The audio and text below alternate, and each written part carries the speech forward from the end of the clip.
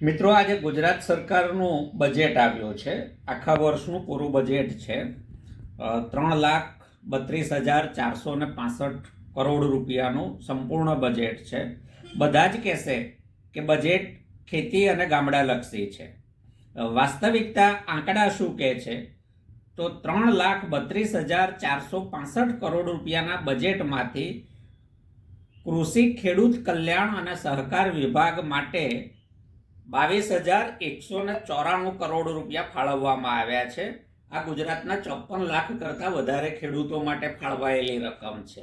કુલ બજેટની રકમ જોવા જઈએ તો માત્ર 6.67% રકમ ખેડૂત કલ્યાણ માટે ફાળવવામાં આવી છે.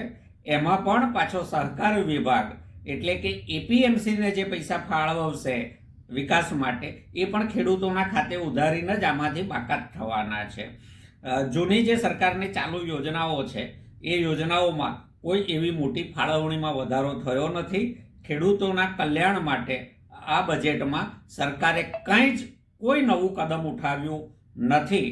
સાથે સાથે જે કિસાન સૂર્યોદય યોજના હતી, જેમાં ખેડૂતોને દિવસે વીજળી આપવાની વાત હતી, 2022માં યોજના પૂરી કરવાની હતી અને 23 સુધી લંબાવી. 23 પૂરું થવા આવ્યું એટલે 24 સુધી લંબાવી, પરંતુ આ બજેટમાં એનો ઉલ્લેખ નથી. એને માટે કેટલી રકમ ફાળવી એની પણ સ્પષ્ટતા નથી. આમ ગુજરાતના ખેડૂતોને, ગામડામાં વસતા લોકોને આ બજેટથી કોઈ ફાયદો થાય એવી કોઈ શક્યતા મને દેખાતી નથી.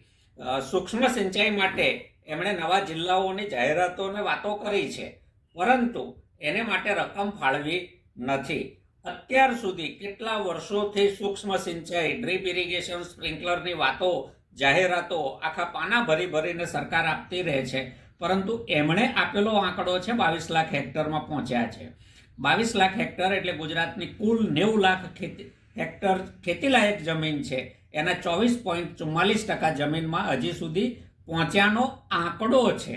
વાસ્તવિકતા અનેક વિસ્તારોમાં માત્ર પાઇપ પાથરી, ખેડૂતને ખેતરમાં ઊભો રાખી, ફોટા પાડી અને પછી ટેમ્પો ભરીને પાઇપો લઈને જતા રહ્યા હોય એવો વિસ્તાર બાદ કરીએ તો 14% પણ સૂક્ષ્મ સિંચાઈ વાસ્તવિક રીતે આ સરકાર પહોંચાડી શકી નથી. આ હકીકત છે. ગુજરાત સરકારે બજેટમાં ખેડૂતો સાથે, ગામડાના લોકો સાથે માત્ર અન્યાય સિવાય કશું કર્યું નથી. જે પાક વીમાની સુરક્ષા આપવાની વાત છે એને માટે પણ કોઈ જોગવાઈ આ બજેટમાં સરકારે કરી નથી. એટલે ગુજરાત સરકાર તરફથી ગામડાના લોકો માટે, પશુપાલકો માટે, ખેડૂતો માટે આશા રાખવા જેવું કોઈ કારણ આ બજેટમાં દેખાતું નથી.